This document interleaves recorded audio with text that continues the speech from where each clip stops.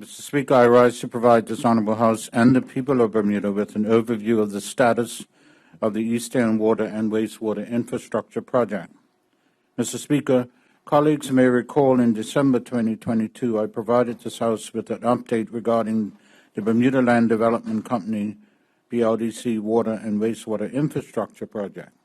This $30 million initiative is designed to enhance the lives of our citizens by rejuvenating old and creating new water systems that would properly treat sewage waste and provide potable or drinking water to the parish of St. George's. Mr. Speaker, this work is the result of the Strategy for Sustainable Water and Water Service. This work is the result of the Strategy for Sustainable Water and Wastewater Servicing St. George's Parish, a summary report of which was produced in February 2018 by Water Consultants Associated Engineering International Limited. All of the key stakeholders, including the Corporation of St. George's, have been consulted over this period. Water and wastewater services in the parish are currently provided by the Bermuda government, the Bermuda Land Development Company, and the Corporation of St. George's through publicly owned infrastructure.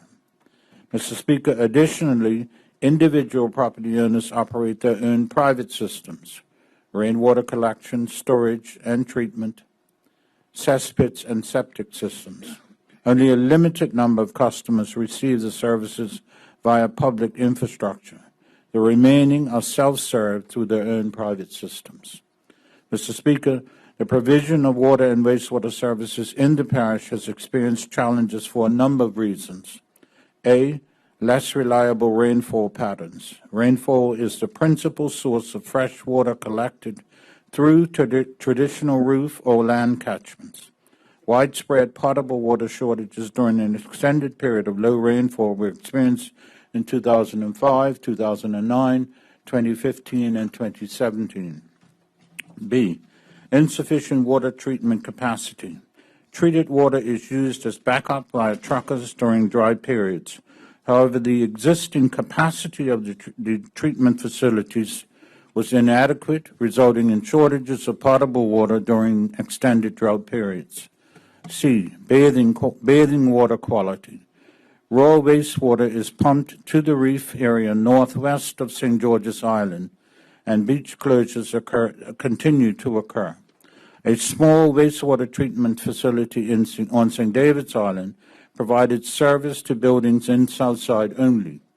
Other discharges are impacting quality of the local harbor and the reef and ocean around the island. D, cross-contamination from freshwater lands. The remainder of buildings in the parish are connected to cesspits and septic systems. The lack of wastewater treatment, including the use of cesspits, continues to degrade the quality of the environment, including the freshwater lands.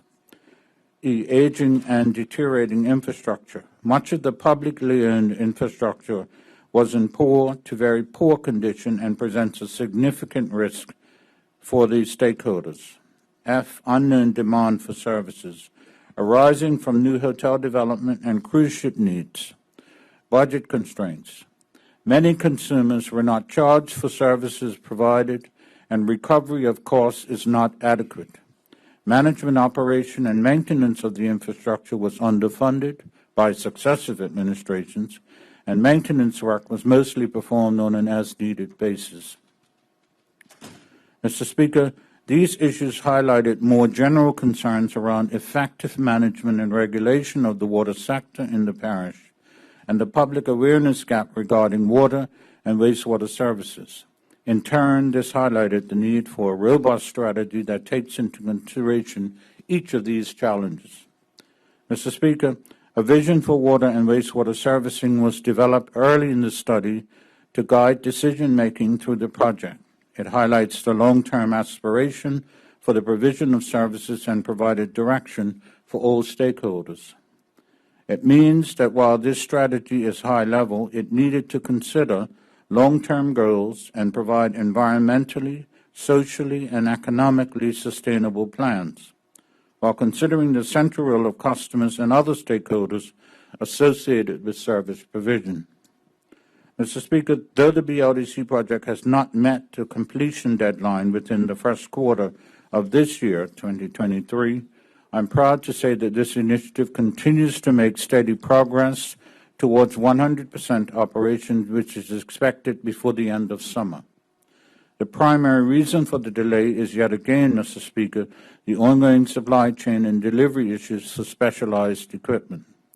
Mr. Speaker, additionally, the other contributing factor was that this year has been very wet, especially over the last few months, which made it difficult for contractors to complete equipment installations per the initial schedule. Despite the delay, I'm pleased to report that we are on budget and beginning the commissioning stage, and over the coming weeks, various sections of the equipment will be energized and tested before bringing them fully online. This includes the distribution of potable water as well as the collection and treatment of sewage. The new reverse osmosis plant is already operational and ready to supply potable water to St. George's in the coming weeks. Mr. Speaker, the Southside infrastructure upgrades include all new potable water main lines, new sewage collection connectivity to the town of St. George's and the 2 hotels, a new reverse osmosis plant, new waste treatment facility, ability to interconnect Southside reservoirs and resulting in enhanced storage capacity, and new monitoring systems for critical equipment. In addition to the direct benefits, it affords the ability for the ministry's water section to establish a new water truckers outlet in Southside. The required equipment for this new operation has been ordered and will be installed and made operational before the end of this calendar year. Mr. Speaker, last and by no means least, the project will enable a major environmental benefit for Bermuda. For the first time, St. George's, inclusive of their hotels, will see all sewage redirected to Southside, where it will be treated via a new wastewater treatment facility, and no longer will there be a need to pump it overboard. This year, we will be able to close the Tobacco Bay sewage outfall. This is a huge accomplishment that will contribute significantly to enhancing our marine environment.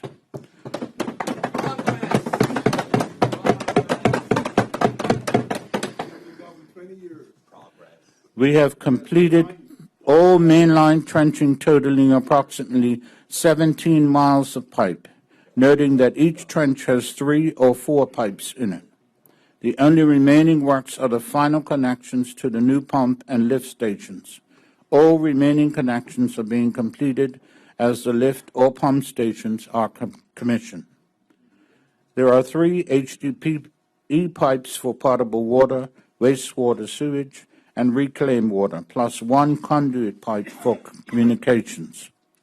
We have purchased 1 sewage treatment plant, 1 reverse osmosis plant with capacity to produce 200,000 gallons of water per day, 6 potable water pumping stations. Each station contains 2 pumps and a full control system, 2 sewage stations, and an additional 7 intermediate lift stations, 20 miles of HDPE pipe of various sizes, inclusive of more than 20 control valves, 1 SCADA monitoring system, which enables remote monitoring and control for potable water and sewage system. The system shows the flows, status of pumps, and enables remote control to open and close valves. All the systems are connected to a closed fiber network. Mr. Speaker, within the last year, the project expenditure for material associated with the water sewage pumps and controls were over $3 million. This does not include the actual sewage processing plant at a cost of $3.5 million or the reverse osmosis water production plant. We decided to do a supply contract for this, so we did not pay for the equipment but have spent $250,000 in providing the building.